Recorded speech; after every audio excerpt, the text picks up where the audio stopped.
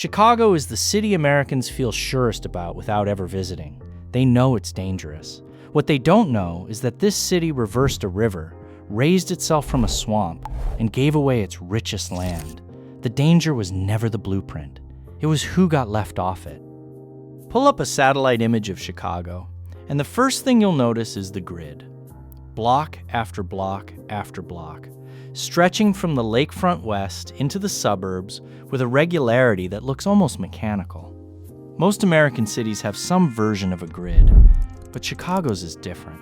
It wasn't inherited. It wasn't gradual. It was imposed on terrain that actively resisted it. And the story of how that happened is the first clue that this city's reputation has almost nothing to do with how it was actually built. Chicago sits on what used to be a swamp. The land along the southwestern shore of Lake Michigan is flat, waterlogged, and barely above the water table. In the 1830s and 1840s, when the city was growing faster than anyone could plan for, the streets were mud. Not metaphorical mud, actual knee-deep muck that swallowed horses and wagon wheels. There's a famous account of a sign stuck in a downtown street that read, "No bottom here." The joke was barely an exaggeration.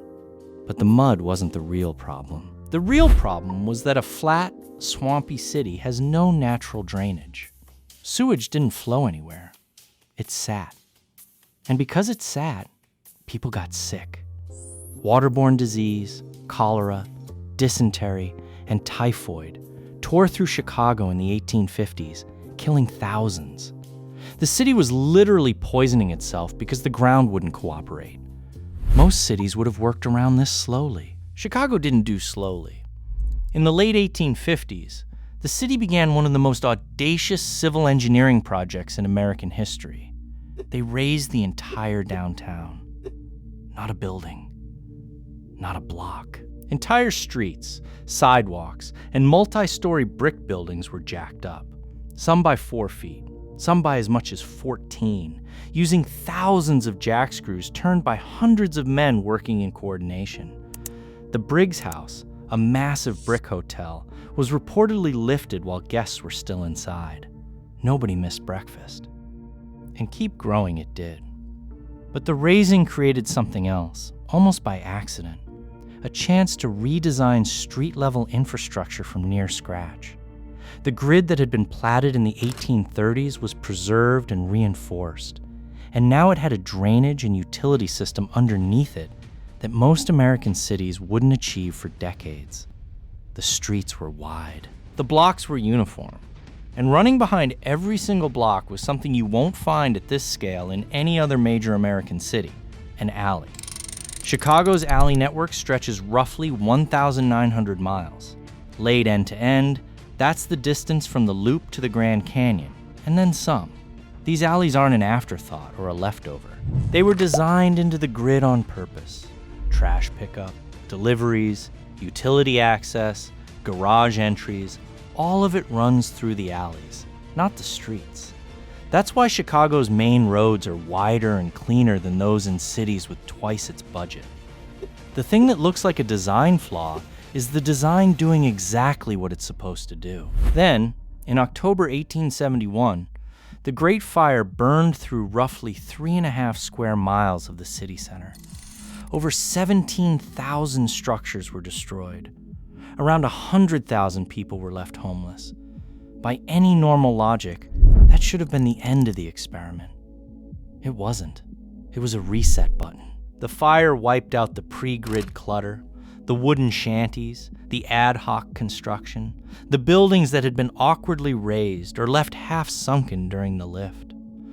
What replaced them was something far more deliberate. Chicago adopted some of the strictest fire safety building codes in the country, requiring fireproof materials across the city center. The rebuilding didn't just restore the grid, it perfected it. Steel frame construction, pioneered in post-fire Chicago, would eventually make the modern skyscraper possible. The city that burned became the prototype for how tall buildings work everywhere. And this is the part that doesn't fit the story people tell. The city Americans associate with disorder runs on one of the most disciplined physical layouts ever designed. The geography tried to kill it twice, once with the swamp, once with the fire, and both times, instead of retreating, Chicago answered with engineering so aggressive it bordered on arrogance. But here's what a grid can't do. A grid moves people and goods sideways, east to west, north to south. Chicago's real design genius wasn't about the streets at all. It was about water. And what this city did with its water is something no other city on Earth had ever attempted. The Chicago River used to flow into Lake Michigan. That sentence sounds like a minor geographic detail. It's not. It's the setup for the single most consequential plumbing decision in American history. In the second half of the 1800s, Chicago was growing faster than almost any city in recorded history. The meatpacking plants, the rail yards, the steel mills, the stockyards, all of it producing waste at an industrial scale. And all of that waste followed the path of least resistance, into the river, which carried it directly into Lake Michigan, the same lake that supplied the city's drinking water. By the 1880s, Chicagoans were drinking water that was, in the most literal sense, mixed with their own sewage. Typhoid wasn't an occasional outbreak anymore, it was a seasonal certainty. The intake cribs that pulled drinking water from the lake kept getting extended farther offshore, but the pollution plume kept reaching them. The city was in a race it couldn't win. Every solution was a delay, not a fix. So Chicago did what Chicago does. It looked at the river flowing the wrong direction and decided to make it flow the other way. The Sanitary and Ship Canal, completed in 1900, was the instrument. 28 miles long, dug through glacial clay and solid limestone, it connected the Chicago River to the Des Plaines River, which flows west, away from the lake, into the Illinois River, and eventually into the Mississippi. When the canal opened and the flow reversed, Chicago's sewage stopped heading into its drinking water and started heading downstream, way downstream, through the Illinois Valley, past St. Louis, and ultimately toward the Gulf of Mexico. The city hadn't solved a sewage problem. It had relocated it across half a continent. The scale of the dig is hard to overstate. At the time of its completion, the canal was the largest earth-moving project in North American history, a record it held until the Panama Canal surpassed it 14 years later. The engineers who cut through the glacial bedrock south of Chicago went on to help build that canal, too. The Sanitary and Ship Canal was, in effect, a dress rehearsal for connecting two oceans. The results were almost immediate. Typhoid rates plummeted. A city that had been killing its own residents with their own water supply had, in a single engineering stroke, removed the ceiling on its own growth. The 3 million person city that emerged by mid-century doesn't happen without this canal. But the reversal did something else. The canal created a navigable waterway linking the Great Lakes to the Mississippi River Basin. Chicago was already the rail capital of the country. Now it was also the nexus point between two of the continent's largest water freight networks.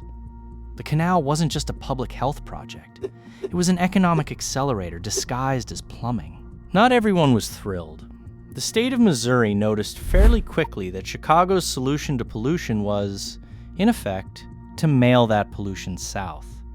St. Louis accused Chicago of turning the Mississippi into a sewer line and took the case all the way to the United States Supreme Court. Missouri versus Illinois became one of the earliest major environmental lawsuits in American history. Missouri lost. The court ruled that the evidence of harm was insufficient, but the basic complaint wasn't wrong. Chicago had solved its own crisis by exporting it. The engineering was brilliant. The ethics were debatable. The audacity was pure Chicago. And here's the detail that makes the whole thing feel surreal. Every March, for St. Patrick's Day, the city dyes the Chicago River bright green. Tourists line the bridges and take photos of this vivid emerald current rolling through downtown. Almost none of them realize they're watching a river that's flowing in the opposite direction from what nature intended. The current beneath the green dye is man-made. It's heading away from the lake because 126 years ago, a city decided that the laws of hydrology were a suggestion, not a rule. No city that is merely dangerous does this. The reputation and the engineering record exist in completely different categories. A city that lifts itself out of mud, burns to the ground, rebuilds with stricter codes, and then reverses a river because the river was going the wrong direction. That's not a city with a design problem. That's a city with a design philosophy so aggressive it occasionally borders on delusion. And yet, the most radical design decision Chicago ever made had nothing to do with what was underground or underwater. It was about what was on the surface, specifically 26 miles of the most valuable real estate in the Midwest. Prime lakefront property, directly adjacent to downtown, worth tens of billions in development potential. And someone decided that none of it would be sold, that all of it would stay empty. On purpose. Forever. That decision sounds impossible. In America, waterfront property gets developed. That's not a trend. It's practically a law of economics. So how did Chicago break it? Stand on the shore of Lake Michigan in downtown Chicago and look south. Then look north. What you're seeing is roughly 26 miles of continuous public parkland, beaches, trails, and green space running along one of the most expensive urban corridors in America. No condos on the waterfront, no gated communities, no private docks blocking the view. Just open land, open water, and a policy decision that almost every other major American city failed to make. This didn't happen by accident. In the middle of the 1800s, railroads had claimed massive stretches of the shoreline. The Illinois Central Railroad ran tracks right along the water's edge downtown. The lakefront was a work zone, loud, dirty, and private. The first crack in that reality came from language buried in documents dating back to the 1830s, when canal commissioners platted the land along the lake and declared that the ground east of Michigan Avenue should remain forever open, clear, and free. That phrase, 5 words in a planning document most people never read, became the legal foundation for everything that followed. The person who fought hardest to keep that promise wasn't a politician, wasn't a planner, and wasn't an activist. It was Aaron Montgomery Ward, the mail-order catalog magnate. In the 1890s, when the city started allowing buildings and armories to creep onto public land near Grant Park, Ward sued, and then he sued again. Over the course of 2 decades, Ward filed 4 separate lawsuits in the Illinois Supreme Court to force the city to tear down structures that violated the lakefront's public status. He spent a fortune in legal fees. He was mocked in the press as a crank.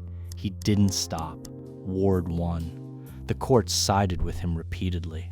A retail tycoon, motivated at least partly by the view from his office window, had single-handedly set the legal precedent that would protect Chicago's shoreline for the next century. Then came Daniel Burnham.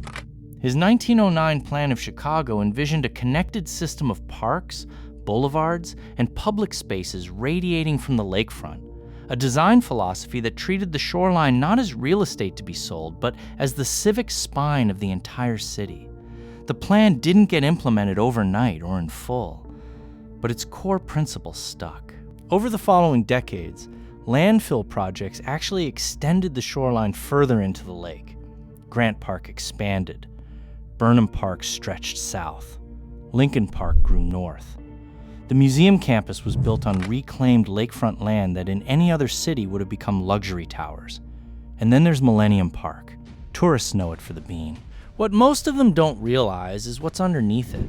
Millennium Park sits on top of what used to be an open rail yard and a surface parking lot. The park is an engineered lid, a massive platform built over active rail lines, covered with soil, planted with trees. It's not a park on the ground. It's a park on a roof. Chicago looked at the economics of waterfront development and rejected them.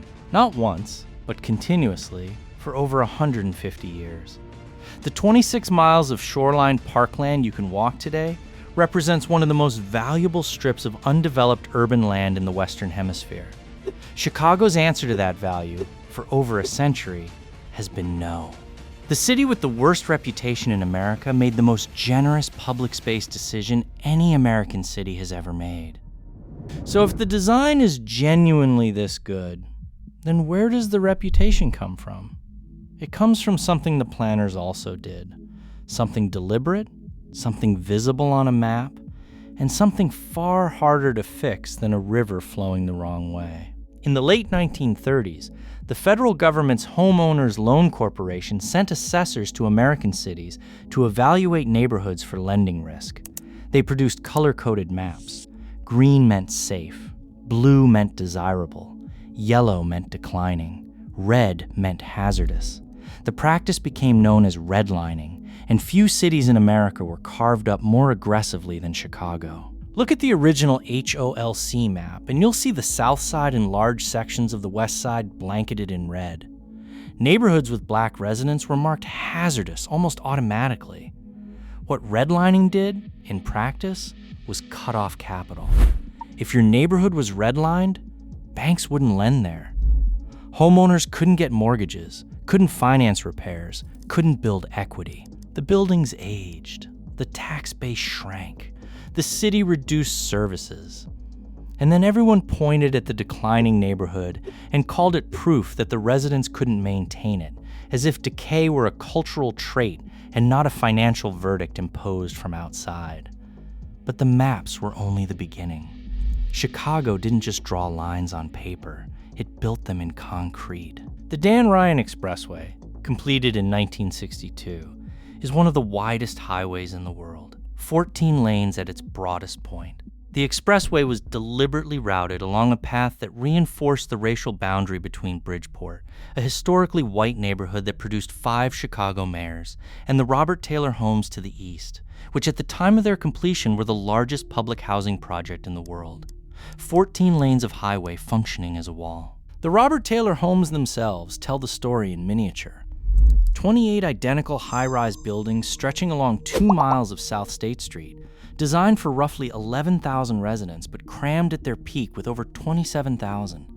Families stacked in towers with broken elevators, underfunded maintenance, and almost no commercial infrastructure nearby. The same city that built Millennium Park on an engineered platform over a rail yard couldn't keep an elevator running in a public housing tower 10 miles south. And this is where the reputation actually comes from. Not from the grid, not from some inherent flaw in Chicago's design. It comes from the fact that the design was applied selectively. The same planning muscle that reversed a river and preserved a lakefront was used to draw boundaries that determined who got access to the functioning city and who didn't. Chicago's violent crime is not evenly distributed. It is concentrated in a small number of neighborhoods on the south and west sides, the same neighborhoods that were redlined in the 1930s, bisected by expressways in the 1960s, stripped of public housing in the 2000s, and chronically underserved for the better part of a century. A resident of Lincoln Park lives within walking distance of 2 train lines, fresh food, and lake access. A resident of Inglewood, 10 miles south on the same grid, has a fraction of that. The distance is a 20-minute drive. The gap is 100 years of policy. And here's the fact that demolishes the entire most dangerous city framing. Chicago is not even close to the most dangerous city in America on a per capita basis. St. Louis, Memphis, Baltimore, New Orleans, Detroit, all have significantly higher per capita violent crime rates. What Chicago has is a large population, which means the raw numbers are high even when the rate is middling. The reputation is built on volume, not proportion. The neighborhoods now carrying that reputation were not always struggling. Bronzeville, on the south side, was once known as the Black Metropolis, a thriving cultural and economic center that attracted the Great Migration's wave of black families leaving the Jim Crow South. It produced musicians, entrepreneurs, newspapers, and a middle class. It didn't decline because its residents failed. It declined because the investments stopped, the expressway came through, the redlining choked off capital, and the public housing that replaced the neighborhood's original fabric was designed to warehouse people, not sustain a community. The decay was engineered. The blame was assigned to the people who had the least say in any of it. there are signs of change now. The Obama Presidential Center has opened in Jackson Park on the south side. The city's Invest Southwest initiative has directed hundreds of millions toward commercial corridors that haven't seen new construction in a generation. Whether these efforts reach the people already there instead of pricing them out remains an open question. The history of American urban renewal is not encouraging on that front. But the question this video was built around has an answer now. Chicago is not dangerous because it was poorly designed. Chicago is one of the best designed cities in the Western Hemisphere. The grid, the river, the lakefront, the alleys, the transit bones, all of it built with an ambition and a precision that most cities never attempted. The danger was never in the blueprint. The danger was in the decision about who the blueprint was for. Pull up that satellite image one more time. The grid is still there, block after block, stretching in every direction, perfect and geometric. But now you can see what you couldn't before. The grid doesn't stop at any neighborhood boundary. The investment does. The maintenance does. The grocery stores, the train stations, the park funding, the lending, all of it stops. The grid keeps going. Everything that makes the grid worth living on does not. The most dangerous thing about Chicago was never the streets. It was the lines someone drew between them.